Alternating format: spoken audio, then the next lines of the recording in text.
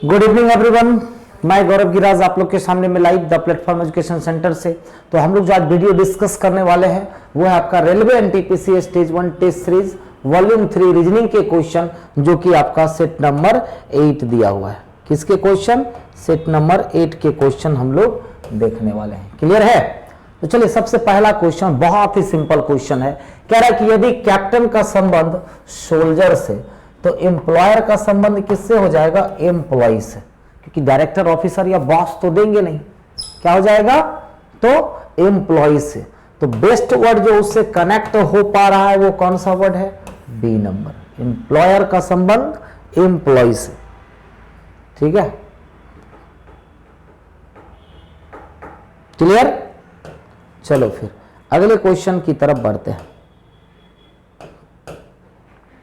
16, Shri Z पूर्व की ओर मुंह किए हुए खड़े हैं, वे बाएं मुड़ते हैं। अच्छा, पूर्व से कोई बाएं मुड़ेगा मतलब कि उत्तर की तरफ जाएगा, है ना?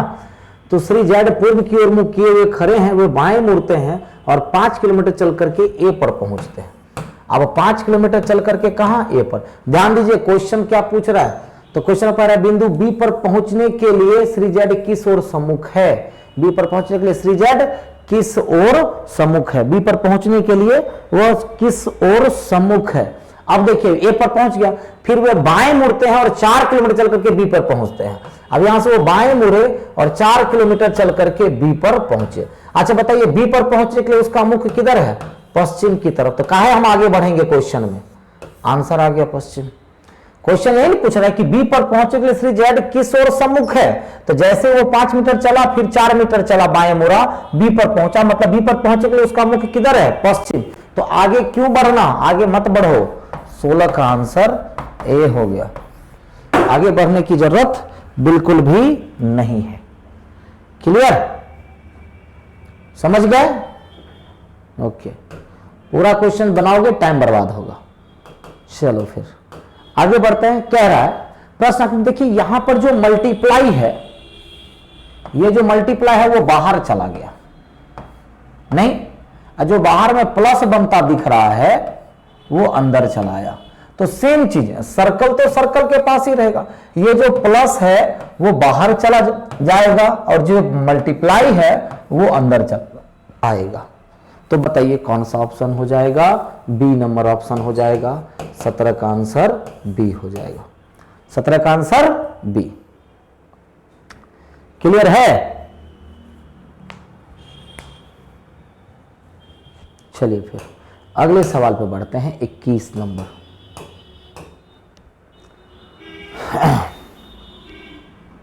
कह रहा है कि क्या लोगों के देश पलायन करने पर प्रतिबंध लगा देना चाहिए? लोग जो दूसरे देश में पलायन करते हैं ज्यादा पैसे के लिए या फिर जॉब अपना सिक्योर करने के लिए, कह रहा क्या उस पर प्रतिबंध लगा देना चाहिए? तो पहला कह रहा है कि हाँ, लगा देना चाहिए। यह फायदेमंद है क्योंकि इससे प्रतिभा के बाहर जाने पर प्रतिबंध लगेगा। गलत, क्योंकि आप ऐसा कोई भी काम नहीं कर सकते जिससे कि किसी का भी मौलिक अधिकार, ठीक है, मानवाधिकार जो को ठेस पहुंचे। तो कोई भी पर्सन कहीं से भी फ्री है, स्वतंत्रता दी गई है कि जो अपनी स्वेच्छा से जहां मर्जी करे वो अपनी प्रतिभा दिखा सकता है, अपना टैलेंट दिखा सकता है, जॉब कर सकता है। तो आप उस पर प्रतिबंध नहीं लगा सकते। दूसरा कह रहा है कि नहीं, विरोध कर रहा है ये नहीं, प्रत्येक व्यक्ति को अधिकार है कि वह जहां चाहे वहां रहे। तो दूसरा तर्क बिल्कुल मजबूत है। तो केवल तर्क 2 मजबूत है, मतलब कि इसका आंसर सी चला जाएगा। क्या चला जाएगा? सी नंबर चला जाएगा। तो 21 का आंसर सी। अगले सवाल की तरफ बढ़ते हैं। 24 नंबर। ध्यान दीजिएगा क्या कह रहा है, तो ध्यान दीजिएगा। कह रहा है बिंदु डी और ए के बीच सबसे कम दूरी कितनी है? तो हम डी से आगे क्यों बढ़ेंगे? हम डी से आगे नहीं बढ़ेंगे।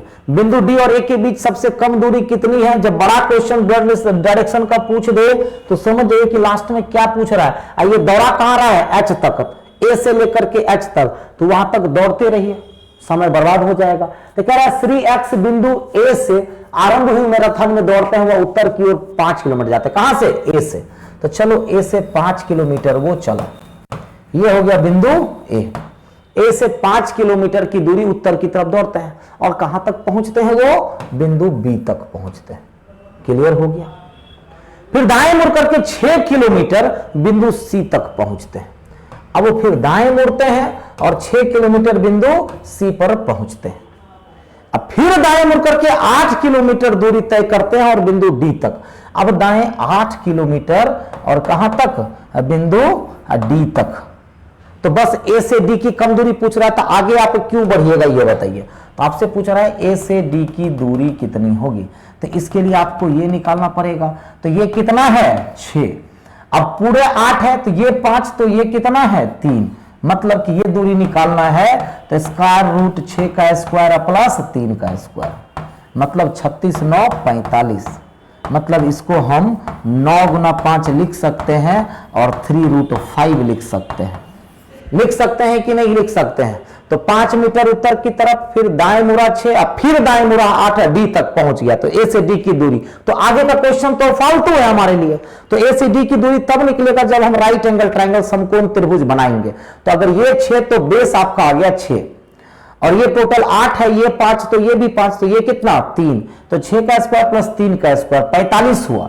45 को 9 गुना 5 लिखते हैं तो 9 में से 3 बाहर हो गया, 3 रूट 5 है किसी ऑप्शन में, जी हाँ ए नंबर में है। मतलब कि 24 का जो आंसर होगा वो ए नंबर चला जाएगा। 24 का आंसर ए चला जाएगा।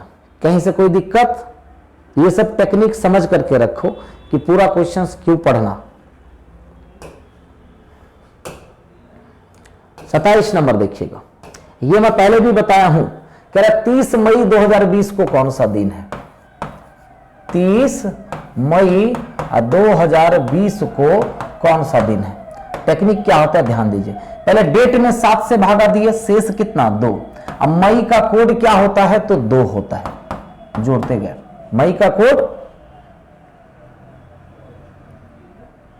हाँ, फिर लास्ट के 2 डिजिट में 7 से भागा दिए 6, प्लस 20 सालों में लीप वर्ष कितना, तो 5, भागफल कितना 5 लीप वर्ष हो गया। और फिर -1 करते हैं या +6 करते हैं।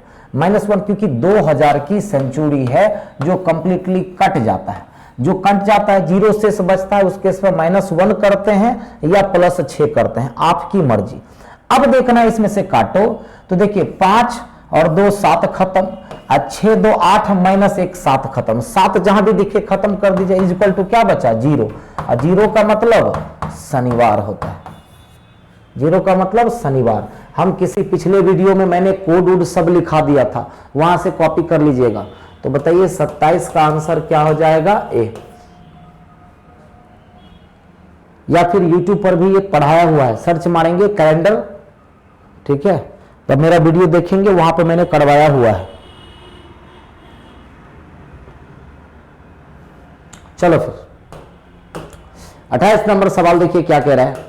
28 नंबर सवाल में कह रहा है अनुशासन लागू करने के लिए ट्रकों का तुला चौकी पर वजन किया जाता है और यदि वे अतिभारित होते हैं तो उन पर ₹6000 का जुर्माना लगाया जाता है। मतलब डिसिप्लिन को मेंटेन करने के लिए ट्रकों का तुला चौकी पर, जिसको कि हम लोग ये नहीं बोलते हैं धर्म काटा जिसको बोलते हैं, तुला चौकी पर या फिर ये वजन किया जाता है और यदि वे अति भारित होते हैं, मतलब जो कैपेसिटी है उससे ज्यादा होते हैं, तो उन पर ₹6000 का जुर्माना लगाया जाता है। पहला, ट्रक मालिकों द्वारा सुरक्षा नियमों का सख्ती से पालन किया जाए, इसलिए सरकार इसे लागू करना चाहती है। तो बिल्कुल सही। सरकार ट्रक मालिकों की परेशानियां नहीं समझ रही है, गलत गलत, वो डिसिप्लिन के लिए कर रहा है। तो केवल निष्कर्ष एक सही है, मतलब कि 28 का आंसर डी हो जाएगा। 28 का आंसर डी हो जाएगा। क्लियर है? चलिए फिर आगे बढ़ते हैं। 28 के बाद 34 नंबर सवाल देखो। इसको बनाने का एक टेक्निक है। ये कह रहा है यदि उपयुक्त श्रृंखला का पहला आधा हिस्सा उलट दिया जाता है तो पहला आधा टोटल है कितना, ये बताओ। टोटल कितना है 3 3 6 3 9 3 12 3 15 3 18 3 21 1 22। तो पहला आधा हिस्सा पलट देता है, तो पलटो मत। ये है कितना 3 3 6 3 9 2 11, मतलब पहला आधा हिस्सा पलट दे रहा है, छोड़ दो।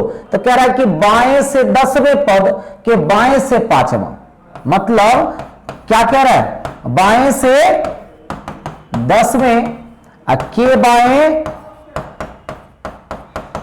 5वां पद कौन सा होगा। तो ध्यान दीजिएगा कि बाएं और बाएं में क्या होता है, घटाया जाता है। बाएं और बाएं में घटाया जाता है। तो 10 माइनस 5 इक्वल टू, अब बाएं से क्या हो गया, अब बाएं से पांचवा पद पूछ रहा है कि क्या होगा। तो बाएं से 5, अब जब इसको पलटिएगा तो बाएं से तो ये हो जाएगा, तो यहीं से पांचवा पद काउंट कर लो, के हो जाएगा। क्या हो जाएगा, के। Direct answer. क्योंकि जब पहला हिस्सा देखिए, बाएं से 10वें के बाएं पांचवा, मतलब 10 माइनस 5 बाएं से पांचवा हो गया। अब बाएं से पांचवा कौन होगा, तो पहला होता है हिस्सा को पलटिएगा तो ये पहला हो जाएगा, दूसरा, तीसरा, चौथा और पांचवा। तो डायरेक्ट आंसर क्यों ना करें हम। तो बताइए कि 34 का जो आंसर होगा वो क्या चला जाएगा, सी चला जाएगा। क्लियर है। तो 34 का आंसर सी चला जाएगा।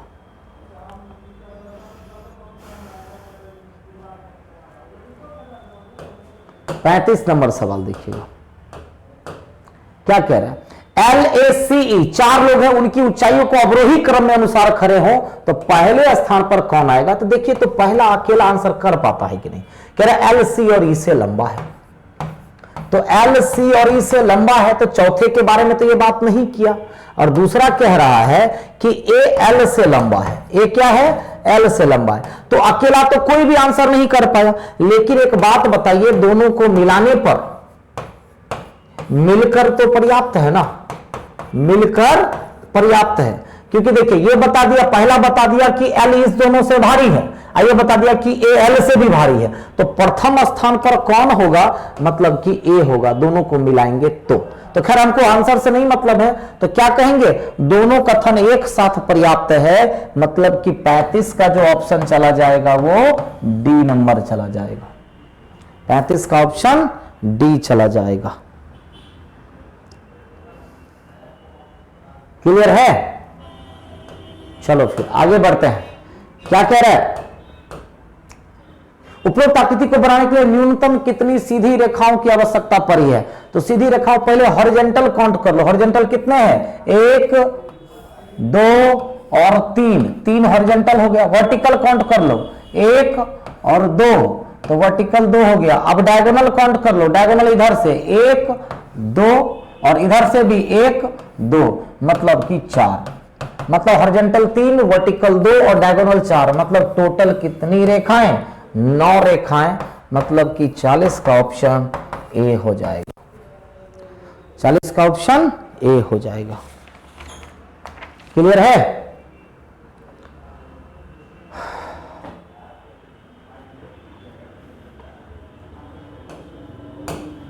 बयालीस नंबर नेक्स्ट क्वेश्चन क्या कह रहा है। एक कोड भाषा में जिंक्स को ये, जेबू को ये और फ्यूज को ये, तो जाइन को क्या लिखा जाता है। तो जाइन को क्या लिखा जाता है, बस आपको कॉपी पेस्ट करना है। बताइए, जेड का कोड क्या हो जाएगा 4, आई का कोड क्या हो जाएगा 8, और एन का कोड क्या हो जाएगा, एन का कोड 6, और ई लास्ट को लास्ट लेट सॉरी अब ई लास्ट है तो लास्ट का क्या हो जाएगा 3, मतलब 4863। बस सिर्फ कॉमन करना था 4863। 42 का जो आंसर होगा वो सी चला जाएगा। 42 का आंसर सी। बस सिर्फ कोड को देख करके पेस्ट करना था।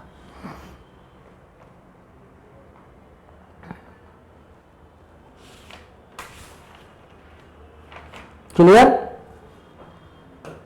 चलिए फिर इसके बाद 55 नंबर क्वेश्चन देखिए। 55 नंबर क्वेश्चन में क्या कह रहा है देखिएगा। अब देखिए, टी और टी सेम है हर जगह पे। अब दो चीजें कह रहा है, तो यहां पर भी टी और टी क्या होना चाहिए सेम, और यहां पर भी टी और टी क्या होना चाहिए सेम। अब जरा ध्यान दीजिएगा, तो ए बी सी और उसी का opposite Z Y X opposite किया है। फिर देखिए बी सी डी और उसी का अपोजिट किया गया है। तो ए बी सी फिर बी सी डी, तो अब जो होगा क्या हो जाएगा, तो ए बी और फिर अब सी डी ई होगा। अब इसी का अपोजिट एक्स डब्ल्यू और भी हो जाएगा। मतलब ये दोनों आपका ऑप्शन होगा, मतलब टी सी डी ई, तो T C D E T और एक्स वाई वहां पर एक्स डब्ल्यू भी, तो सी डी ई यहां पर भी है और एक्स डब्ल्यू भी किसमें है, तो एक्स डब्ल्यू भी ये रहा ऑप्शन डी। तो बताइए 55 का आंसर क्या चला जाएगा डी। कुछ नहीं किया था, ABC लिया, फिर BCD लिया तो CDE। अब इधर देखो ZYX इसी का अपोजिट लिया या फिर घट रहा है ZYX फिर YXW, तो अब जो होगा XW भी हो जाएगा। ऐसे भी बना सकते थे, घटते क्रम में भी बना सकते थे। 55 का आंसर क्या चला गया? डी। क्लियर है? 61 नंबर में देखिएगा, 61 नंबर में क्या कह रहा है? कह रहा है देशभक्ति की फिल्में मारधार वाली फिल्मों से बेहतर है। तो पहला कह रहा है कि हां, देशभक्ति वाले चलचित्र बच्चों में स्वतंत्रता आंदोलनों और उनके महत्व के बारे में जागृति पैदा करते हैं। तो बिल्कुल पहला तर्क तो मजबूत है, दूसरा नहीं, ये विरोध कर रहा है कि नहीं मारधार वाले चलचित्र मनोरंजक होते हैं, तो दूसरा गलत। तो केवल तर्क एक मजबूत है, 61 का option A, B number option 61 का ऑप्शन बी ना हो जाएगा जी, बी हो जाएगा 61 का ऑप्शन बी। 77 नंबर में देखिए क्या कह रहा है। 4 बिंदु ABCD, एक चीज जरा ध्यान दीजिएगा, ए से बी की दूरी कितनी है? 12.5, और इसको तीनों को जोड़ करके देखिए 7.25। लॉजिक को देखो, 7.25 और 3.25 और 2 को जोड़ करके देखिए तो 12.5 हो जाता है। इसका मतलब है कि ये सबसे लंबी दूरी होगी, ये 12.5 सबसे। अब कह रहे ए से बी की दूरी 12.5 सेंटीमीटर है। मान लो कि ये रहा ए और ये रहा बी। अब ए से बी के बीच की दूरी कितनी दूरी है? 12.5। ठीक है, अब इसी के अंदर में सब आएगा क्योंकि सारे के सारे छोटे डिजिट्स दिए हुए, ये याद रखिएगा, और ये सबसे लंबी दूरी है। तो कभी कभी ये चीजें दिमाग लगानी चाहिए। ठीक है, फिर क्या कह रहा है? ए से बी की दूरी 12.5, बी से सी की दूरी 7.5। तो मान लो कि यहां पे बी है, अब बी से सी की दूरी 7.5, तो मान लो कि मैंने सी को यहां रख दिया। अब ये कितना है? 7.5। फिर कह रहा है सी से डी की दूरी 3.5। अब सी से डी की दूरी 3.5, तो डी आपका यहां हो जाएगा, ये हो जाएगा 3.5। अब ऑलरेडी ए से डी की दूरी, अब ए से डी की दूरी ऑलरेडी देखिएगा तो 2 सेंटीमीटर हो जाता है, 2 सेंटीमीटर हो जाता है। मतलब कि ए बी सी बी के फॉर्म में होगा। तो निम्नलिखित में से कौन सी बिंदुओं का सही श्रृंखला है? तो ए डी सी बी, तो ए डी सी बी का मतलब ऑप्शन डी। तो सही श्रृंखला जो होगी क्या हो जाएगी? डी नंबर होगी। लिख लो इसको। अब ये टोटल तो आपको पता है कि 12.5 है, तीनों को जोड़िए भी तो 12.5 हो जाता है। क्लू वहीं से मिल गया, क्लू वहीं से मिल गया।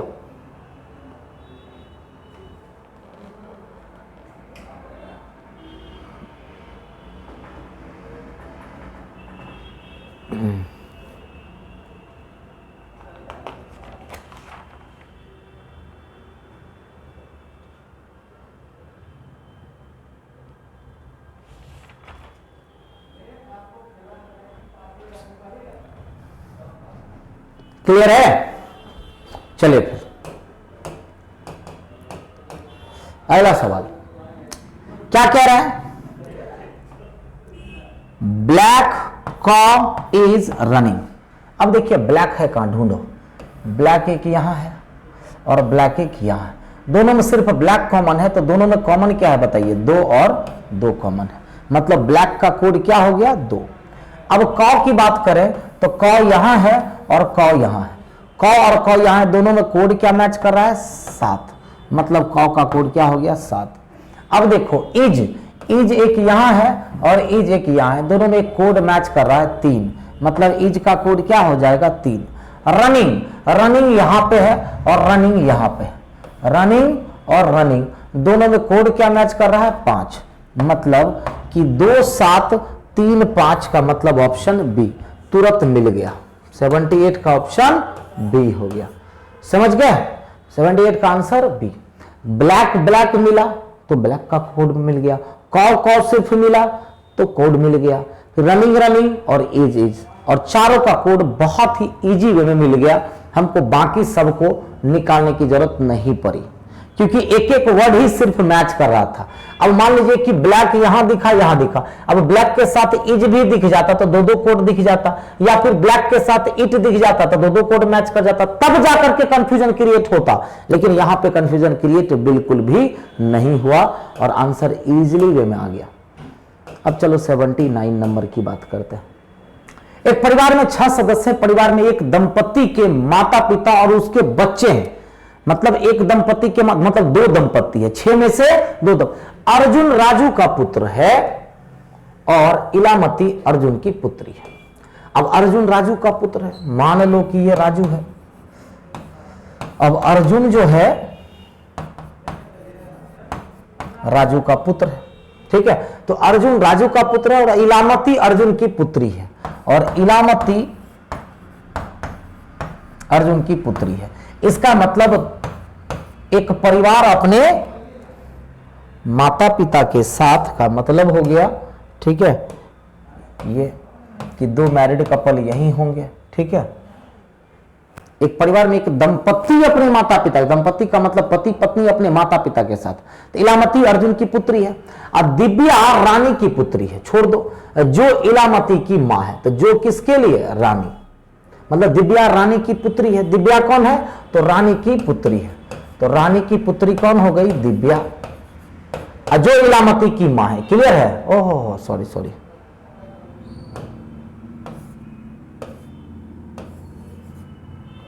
तो दिव्या रानी की पुत्री है जो इलामती, मतलब कि रानी दिव्या रानी की पुत्री है जो इलामती की मां है। ठीक है, तो दिव्या रानी की पुत्री है, ध्यान दो। और रानी कौन है? इलामती की मां है, तो रानी यहां पर हो जाएगी। और दिव्या इसकी पुत्री है। दिव्या कौन है? इसकी पुत्री है। क्लियर?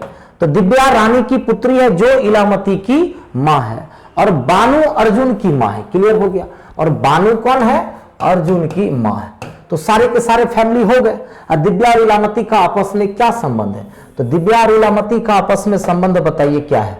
तो दिव्या और इलामती आपस में क्या है? आपस में बहनें हैं। क्या है वो? आपस में बहनें हैं। आपस में बहनें हैं का मतलब 79 का ऑप्शन ए चला गया।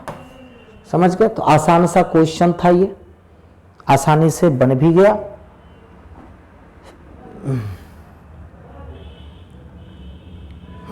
आगे बढ़ते हैं। 80 नंबर में देखिए क्या कह रहा है।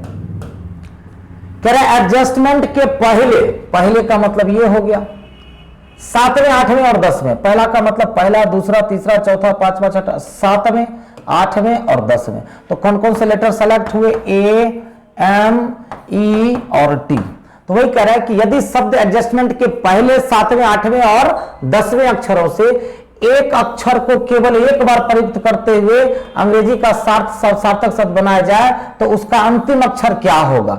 यदि इस प्रकार के एक से अधिक शब्द बन सकते हैं तो उत्तर के रूप में एम चिन्हित कीजिए, और यदि कोई भी शब्द नहीं बन सकता है तो उस उत्तर के रूप में एक्स चिन्हित। अब इससे वर्ड क्या बनेगा ये बताओ। तो इससे एक वर्ड बनेगा मीट,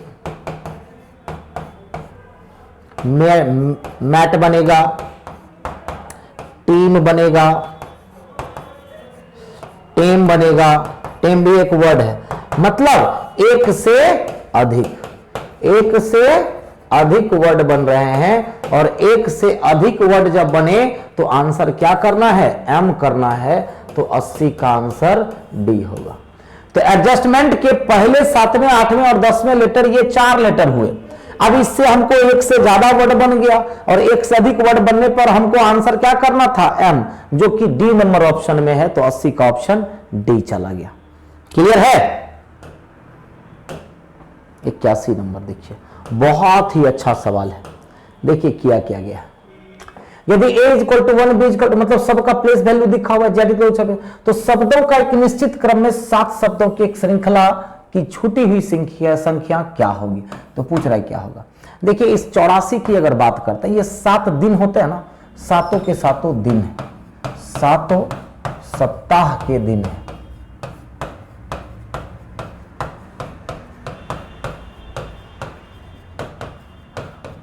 अक्षरों का योग है, क्लियर?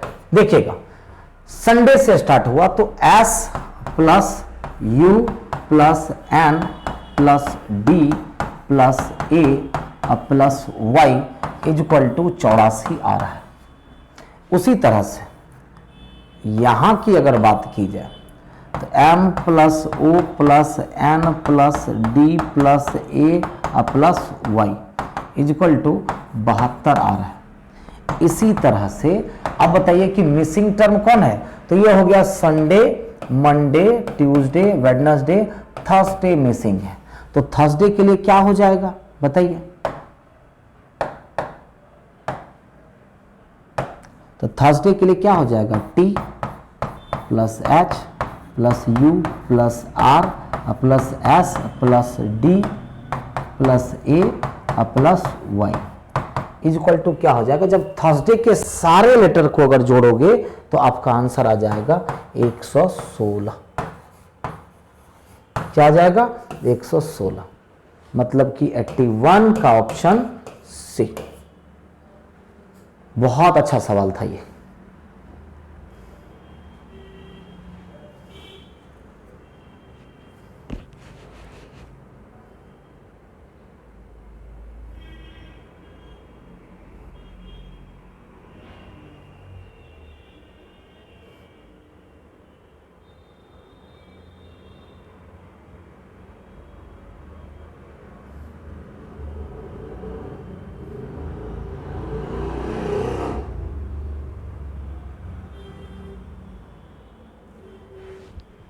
क्लियर? चलो फिर लिख लिए, आगे बढ़ते हैं। 82 नंबर देखिए। अब देखिए, ऐसा जब जटिल सवाल आ जाए तो लास्ट से ढूंढना चालू करो, ठीक है?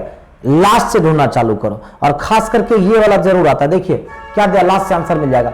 एल निर्दिष्ट करता हो डिवाइड को, तो यहां पर क्या हो जाएगा? डिवाइड। एम निर्दिष्ट करता हो गुना को, और P निर्दिष्ट करता हो प्लस को, और Q निर्दिष्ट करता हो मल्टीप्लाई को। तो देखिए 9 प्लस 9 भागा 9 1, अगुना 9 9 हो जाएगा, अगुना 9। एक सेकेंड, माइनस कहीं नहीं दिया हुआ है क्या जी? Q निर्दिष्ट करता हो माइनस को ना जी। देखो गलती हो गई, खैर कोई बात नहीं। फिर से देखो क्या कह रहा है? एल निर्दिष्ट करता हो डिवाइड को, तो यहां पे चलो डिवाइड हो जाएगा। एम निर्दिष्ट करता हो मल्टीप्लाई को, अब P निर्दिष्ट करता हो प्लस को, और Q निर्दिष्ट करता हो माइनस को। तो देखिए यहां पे क्या हो जाएगा? 9 प्लस 9 भागा 9 1, और माइनस 81। तो बताइए 9 1 10 माइनस 81 इक्वल टू माइनस 71 आ गया। तो आपका आंसर क्या चला गया? D number. मतलब 82 का आंसर डी। डी नहीं तो सी, नहीं तो ये। वैसे भी चेक करना ही है, और वैसे भी फ्रैक्शन डाल दिया तो सबको चेक करके कॉम्प्लिकेटेड होगा, तो लास्ट से चेक करना चालू करेंगे। तो 82 का आंसर क्या निकला? डी नंबर निकला। कोई दिक्कत? चलो फिर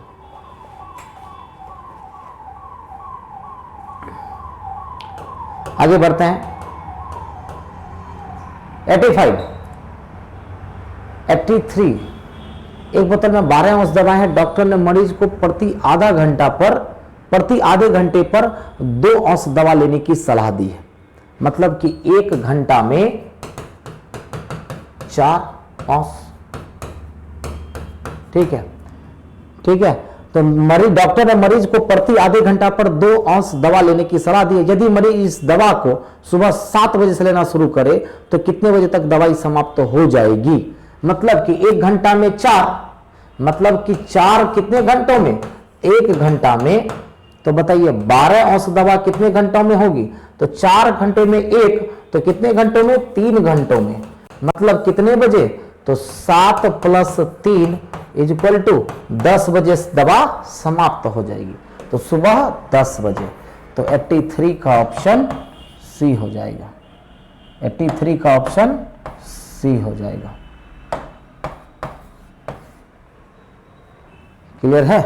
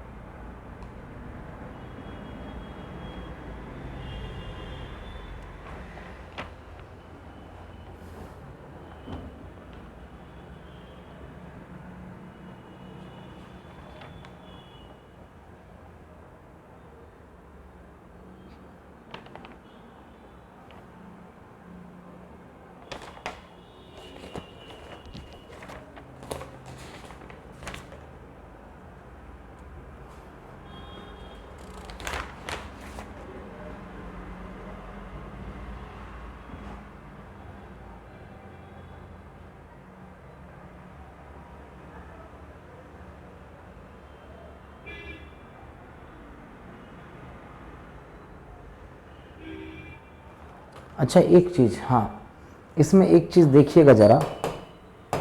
अच्छा सुबह 7 बजे तो 2 औंस ले लिया ना, वो ध्यान से देखेंगे तो 7 बजे तो 2 औंस ले लिया, तो ध्यान दीजिएगा 7 बजे वो 2 औंस दवा ले चुका। अब बचा कितना, अब 10 औंस दवा बचा। अब 10 औंस वो आधे घंटे में 2 औंस लेता है, तो मतलब कि कितने दिन में, कितना घंटा, तो 2.5 घंटे में, कितना में, 2.5 घंटा में वो 10 औंस दवा लेगा। ठीक है, तो समय 9:30 ही होगा 83 का ए, क्योंकि 2 औंस तो वो 7 बजे लेना शुरू कर दिया, तो 7 बजे लिया, ठीक है, फिर 7:30 लेगा, तो 2-2 करके 6 तक होगा।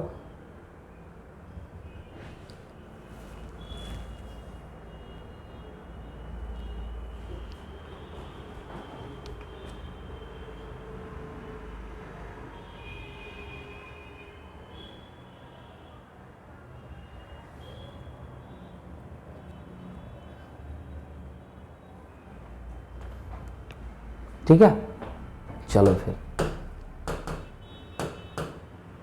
84 नंबर।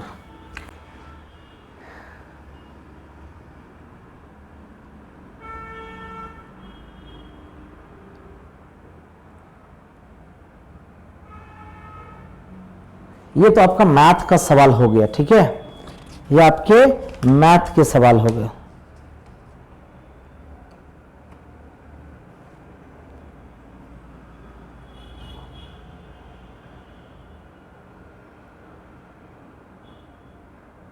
ठीक है, ये आपका मैथ का सवाल है, सॉरी गलती से रीजनिंग में आ गया है। चलो फिर आगे बढ़ते हैं। 85 दोपहर 12 बजे, कितने बजे, दोपहर 12 बजे। दोपहर 12 बजे कह रहा है एक घड़ी को इस प्रकार रखा गया कि उसकी मिनट की सुई उत्तर पूर्व दिशा में, मतलब कि मिनट की 12 बजे तो मिनट की सुई यही ना होगी। अब ये क्या बता रहा है, उत्तर पूर्व दिशा, इसका मतलब NES और W। तो कह रहा है, संकेत कर रहा है, बताएं कि मध्याह्न पश्चात 1:30 बजे उसके घंटे की सुई किधर होगी। तो बताइए 1:30 बजे घंटे की सुई किस दिशा में होगी, तो पूर्व दिशा में होगी। 1:30 बजे घंटे की सुई यहीं पे न होती है, बीच में 12 और 3 के ठीक बीच में 1:30 बजे, मतलब कि कौन सी दिशा हो जाएगी, पूर्व दिशा, मतलब कि 85 का ऑप्शन सी हो जाएगा।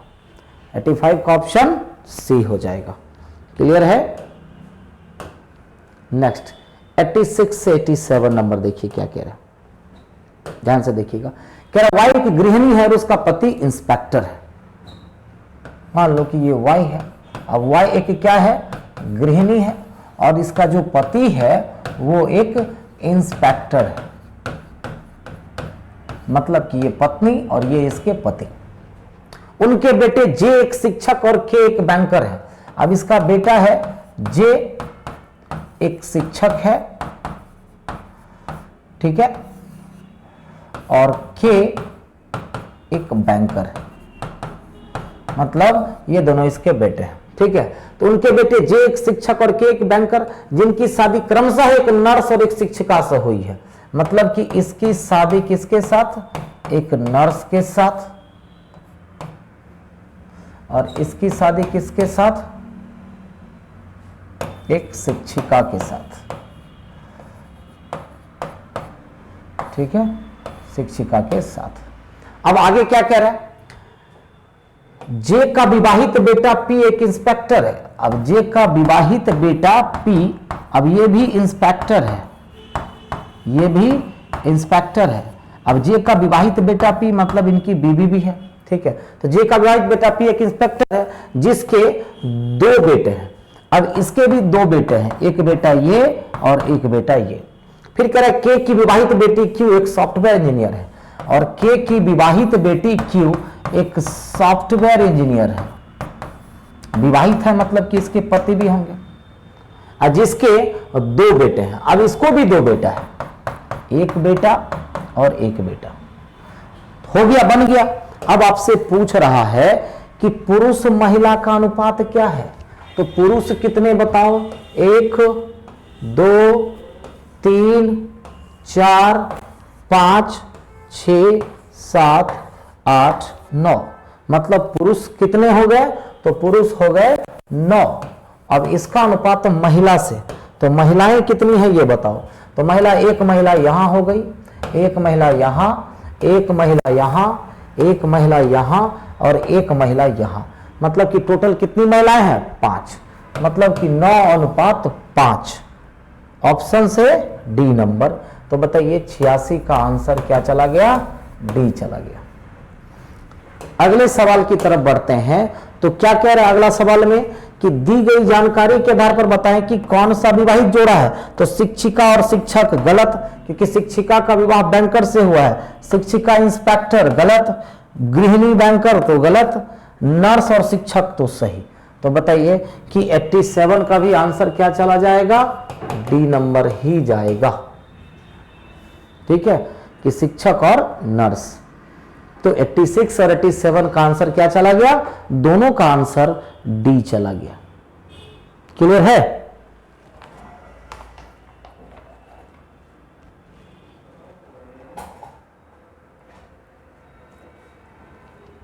चलिए लिख लीजिए इसको। बस क्वेश्चन में कुछ नहीं था, थोड़ा सा लेंदी था और कुछ भी नहीं था, और आराम से ये क्वेश्चन बन गया। ठीक है, चलो 88 से 90 अच्छा क्वेश्चन है। देखिए इसको बनाने का टेक्निक क्या है। तो इसके लिए तो पेज लेना पड़ेगा, ध्यान दीजिएगा। क्वेश्चन आपके पास है, निकाल लीजिए, देखिएगा क्या कह रहा है।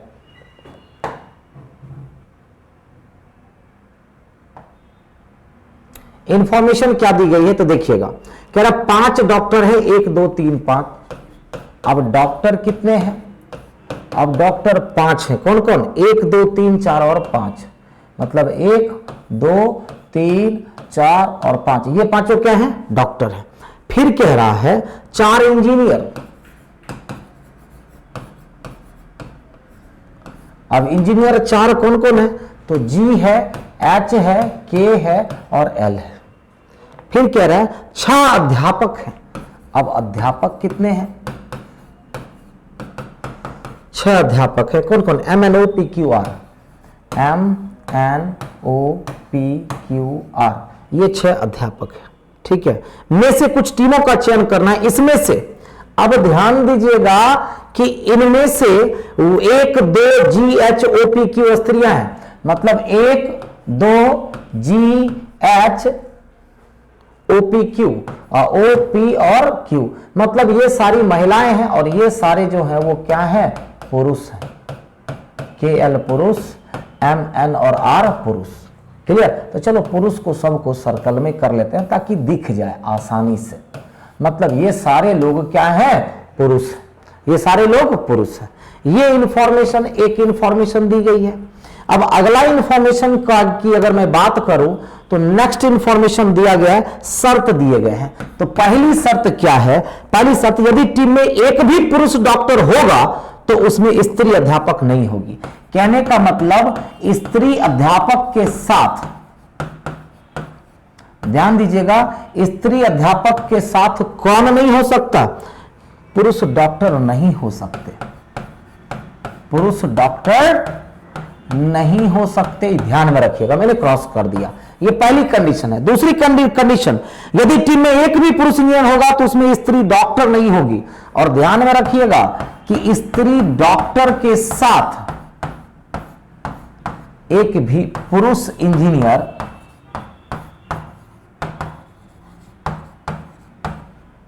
नहीं हो सकते। वही नहीं कह रहा, यदि टीम में एक भी पुरुष इंजीनियर होगा तो उसमें स्त्री डॉक्टर नहीं होगी। और तीसरा पॉइंट दिया हुआ है, ठीक है, कि किसी भी टीम में 2 पुरुष से अधिक नहीं होंगे, मतलब कि अधिकतम एक टीम में 2 पुरुष अध्यापक, महिलाएं कितनी भी हो जाएगी, मतलब कि 2 पुरुष अध्यापक होंगे। मतलब ये कंडीशन दिया हुआ है ना, ये आपको कंडीशन दिया गया है। अब कंडीशन के अकॉर्डिंग हम क्वेश्चन को सॉल्व करते हैं। तो क्या दिया हुआ? पहला सवाल देखिएगा 88 नंबर में, ऑप्शन से बनता है, क्वेश्चन से बनता है। ध्यान दीजिएगा कि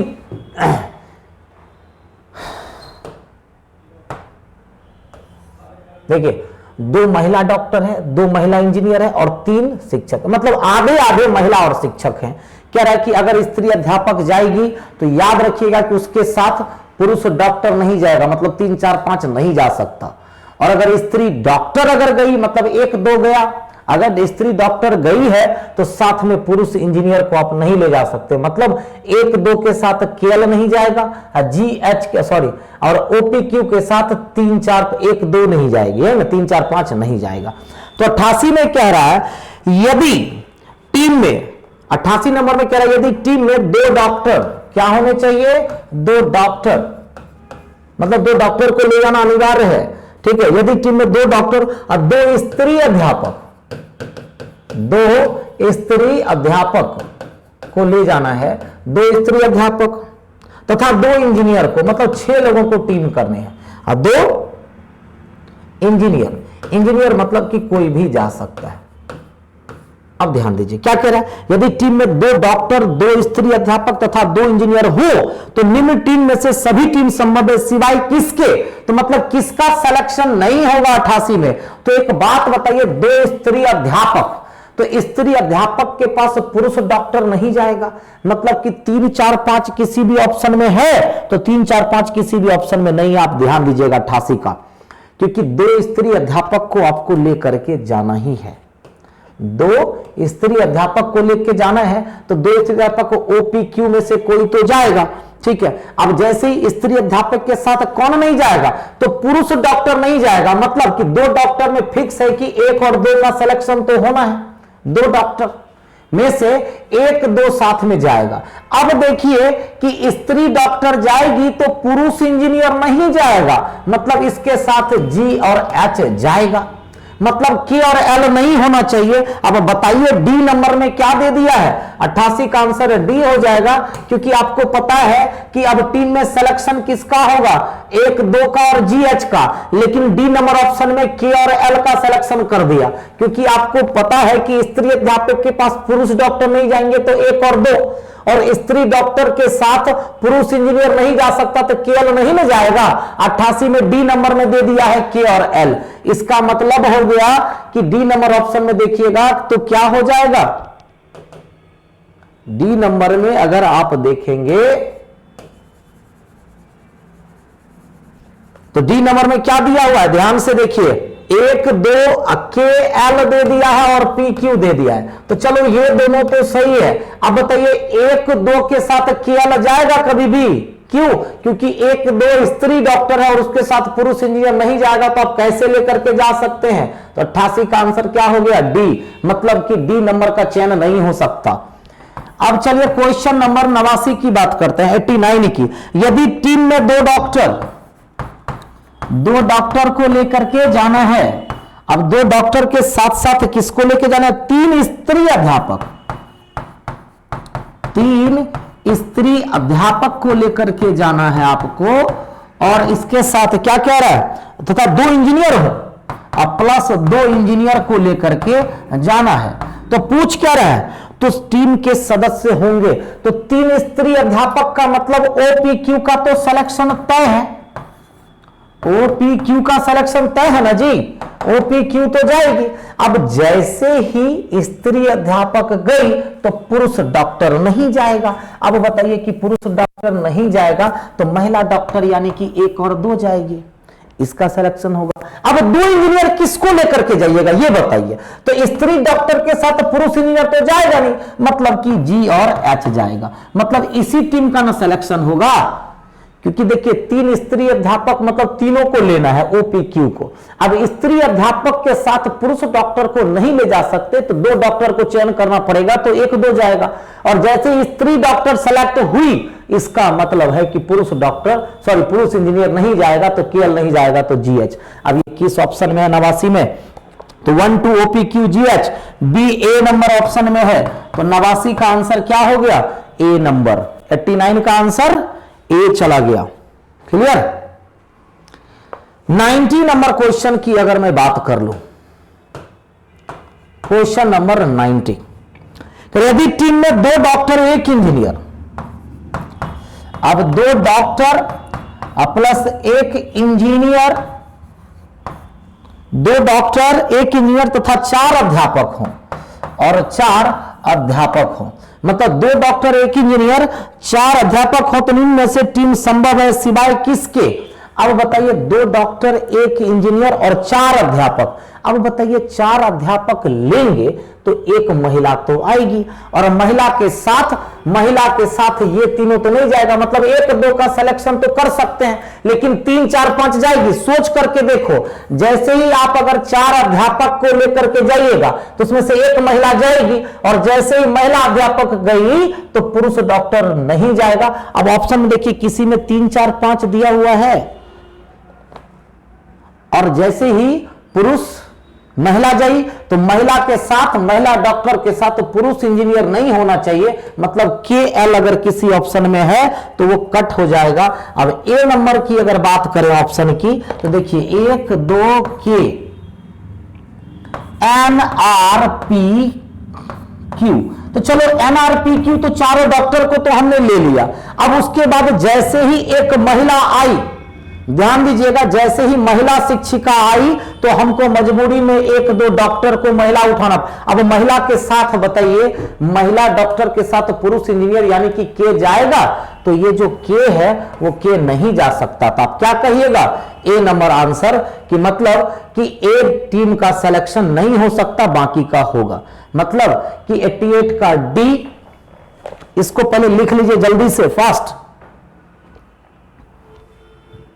जल्दी से इसको लिख लीजिए।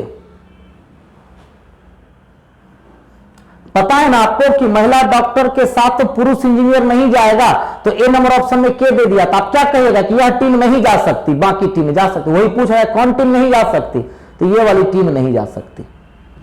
यहां पे K है, K को मैंने काटा है, अगर नहीं दिखेगा तो ध्यान दीजिएगा, क्योंकि आपको पता है कि महिला डॉक्टर के साथ पुरुष इंजीनियर नहीं जा सकता, और जैसे ही महिला अध्यापक गई उसके साथ पुरुष डॉक्टर नहीं जा सकता, तो महिला डॉक्टर हो गई।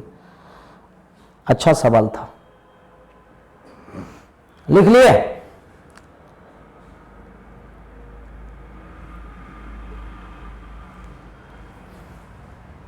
चलिए, मतलब 88 का आंसर क्या हो जाएगा? D, 89 का आंसर A,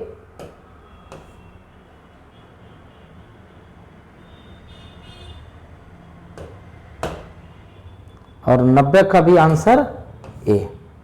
क्लियर है? बता चुके हैं। अब आ जाओ 91 नंबर क्वेश्चन। क्या कह रहा है 91 नंबर क्वेश्चन में? देखिएगा,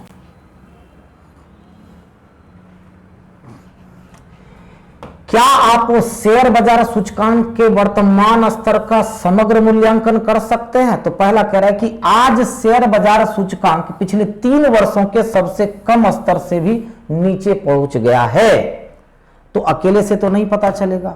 दूसरा, पिछले वर्ष के दौरान सूचकांक 30, 360 और 28,255 के बीच उतार चढ़ाव रहा, तो अकेले से यहां से भी आप मूल्यांकन नहीं कर सकते। तीसरा, क्या कह रहा है कि पिछले 3 वर्षों में शेयर बाजार सूचकांक ने 27,125 के निचले स्तर को छू लिया, तो अकेला कोई भी नहीं, लेकिन 1-3 की अगर बात करो तो कह रहा है कि आज शेयर बाजार सूचकांक पिछले 3 वर्षों के सबसे कम स्तर से भी नीचे पहुंच गया है।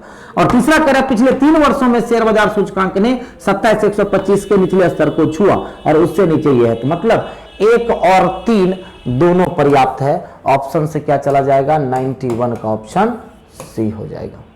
91 का ऑप्शन सी। अगला सवाल देखिए, बहुत आसान सवाल है। देखिए क्या कह रहा है, KLM महत्वाकांक्षी है, MN और R ईमानदार है, LMN योग्य है तथा KN और R उद्यमी। तो इनमें से ऐसे लोग जो ना उद्यमी हो और ना ही महत्वाकांक्षी हो। ना उद्यमी का, अब उद्यमी कौन कौन लोग है, मतलब कि छांटिए तो उद्यमी नहीं होना चाहिए, तो K छट गया, N छट गया, R चढ़ गया। महत्वाकांक्षी नहीं होना चाहिए तो KLM, मतलब KLM, N, R सब छट गया, तो बचा कौन? कोई नहीं बचा। के छठी गया, एल छठी गया, एम छठी है, क्योंकि महत्वाकांक्षी नहीं होना चाहिए, तीनों महत्वाकांक्षी है। अकेला उद्यमी नहीं होना चाहिए, तो के एन आर, मतलब कि 5 लोग में से के एल एम एन आर सारे के सारे छट गए, तो क्या कहेंगे, समूह में ऐसा कोई भी नहीं है। तो 92 का आंसर डी, 92 का ऑप्शन डी।